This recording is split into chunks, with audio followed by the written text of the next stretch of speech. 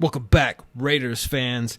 The offseason is officially underway, and we got decisions to make here in the Raider Nation. And by we, I mean the front office and the owner, Al Davis. First, moving forward is who's going to be the GM, who's going to be the head coach, who's going to be the offensive coordinator, and who is going to be QB1, face of the franchise moving forward. And we today are talking about my favorite new player, the Super Trooper, Mr. Aiden O'Connell, otherwise known as Fat Farva. Yes, that's right. His nickname is Fat Farva because he is kind of a big boy, which is a plus. And we're going to go over those plus and minuses with Aiden O'Connell and why I believe by the end of this video, you will be convinced that AOC is the face of the Raiders franchise.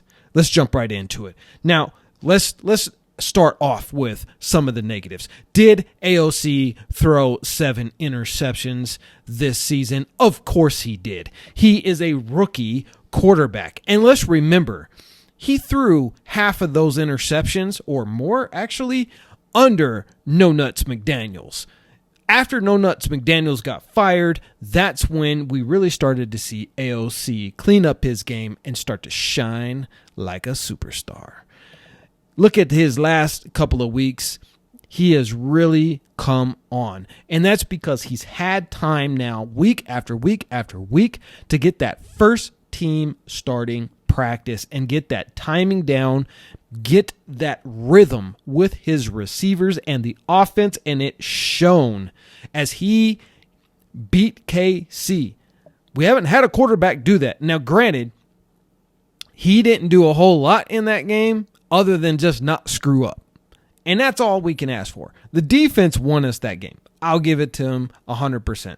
But he did his job in what he was asked to do, which is just not screw up. And he didn't. He did a great job. Look at what he did against our rival, San Diego Chargers. And this was a redemption game for him because his first game against the San Diego Chargers, he didn't have a great game. Why? Because he got sacked 6 times by Khalil Mack, which is insane. Okay? They basically just gave Khalil Mack a free ride. Just go ahead and just sack the crap out of our quarterback, harass him, tackle him, maybe do a little molestation to him or something. Whatever you want to do to him, you're free to do because our offensive line sucks. And it's been that way all year. Now, they've had times where they've played okay, and I can't take anything away from them, but outside of Colton Miller, we do not have an offensive line. Illuminor, Thayer Munford, these guys are not the long-term answer. If we want to build a playoff run, Super Bowl champion team, it all starts in the trenches. And if you don't have an offensive line, guess what? You don't have a Super Bowl winning team, period. Look at the Patriots. The Patriots with Tom Brady, who's a superstar. I hate him, but whatever. He always had a good offensive line, a good to great offensive line. And that gave him time in the pocket because Tom Brady was not a mobile quarterback at all. And he won 7 Super Bowls. Why? Because he was a great quarterback. When given time, he could light you up. And that's what we're going to touch into AOC.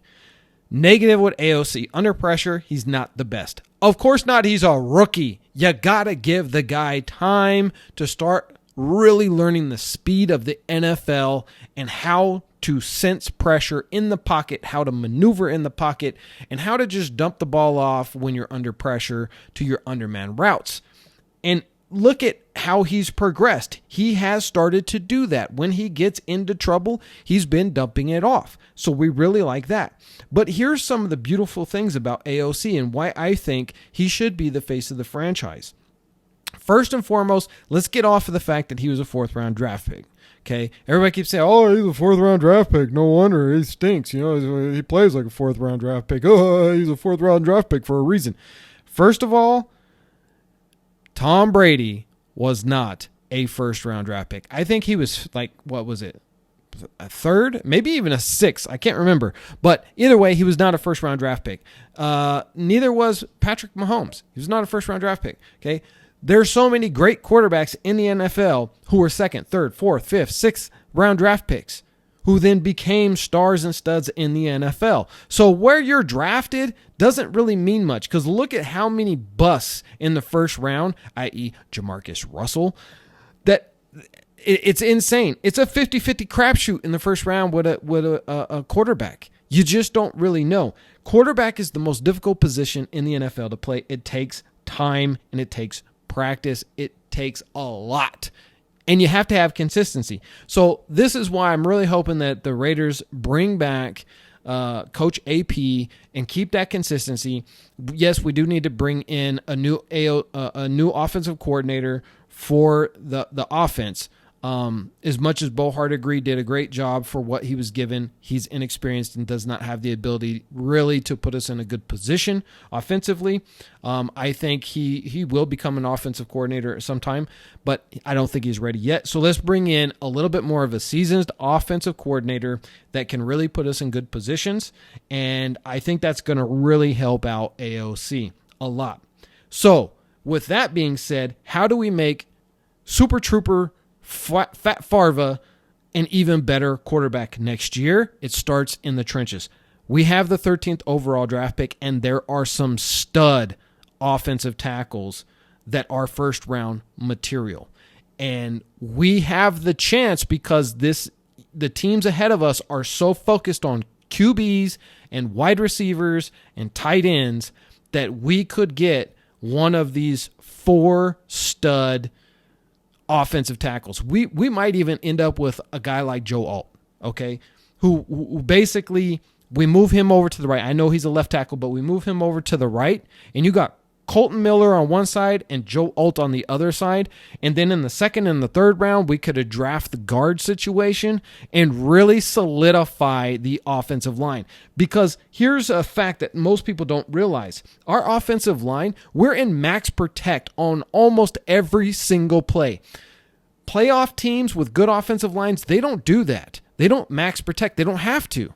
Their front linemen can handle the job. Their front 5 can handle the job. You don't need a running back and a tight end to stay in a max protect block or chip, right? Unless there's an absolute, you're going against a Max Crosby type player, then maybe you have somebody stay in and chip and just give a little extra help.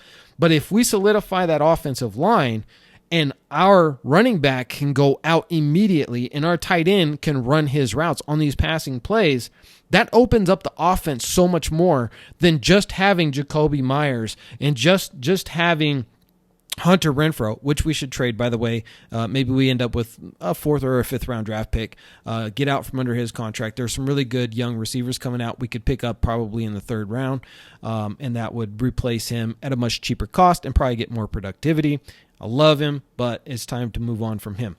Now, back to Fat Farva Super Trooper, Mr. O'Connell, and that is, this kid can throw every single pass in the NFL. He can throw the lasers. He can throw the darts. He can throw the back shoulder fades. He can throw the touch pass. He can throw the rainbow drop. He can throw the bomb 50, 60 yards. He can make every single throw on the field if he is given time in the pocket. And that is crazy, because there are not a lot of Pro Bowl quarterbacks who can make every single throw on the field. And this kid can do it. And he's a big body kid. Think of Ben Roethlisberger 2.0. That's who we got, Raider Nation, as QB1. We got baby Roth coming out, throwing darts, throwing bombs, throwing back shoulder fades. He can do it. And by the way, whenever it's 4th and inches, all this kid got to do is just fart and we got a first down, okay? Because he's a big body boy. That's why they call him Fat Farva, and I love him. So here's the thing. Get off of trading and selling the farm, our next 3 first-round draft picks, and, giving up Devontae Adams and all this just so we can go get the number 1 overall draft pick. Or going and getting Justin Fields, who, by the way, has yet to have a winning season as a starter. Our kid, AOC, as a starter, he's a winner, okay? So let's just think about this from the aspect of the future. You re-sign Josh Jacobs, and now you have a powerful 1-2 punch with Zeus and Jacobs, okay? We become a run-first offense. We spread the field with Trey Tucker, Devontae Adams, Jacoby Myers, a stud offensive line, and I'm telling you, with our defense as it is, we're making the playoffs next year, guys. Hell, we're winning the AFC West. We may even be the number 1 seed because we have a top-tier defense now. All we need to do is put up 20-plus points a game from the offense. Hell, the defense will probably get us another 7-14 every game. We got what we need, guys. Stop thinking that we need to sell the farm and get that number 1 overall draft pick.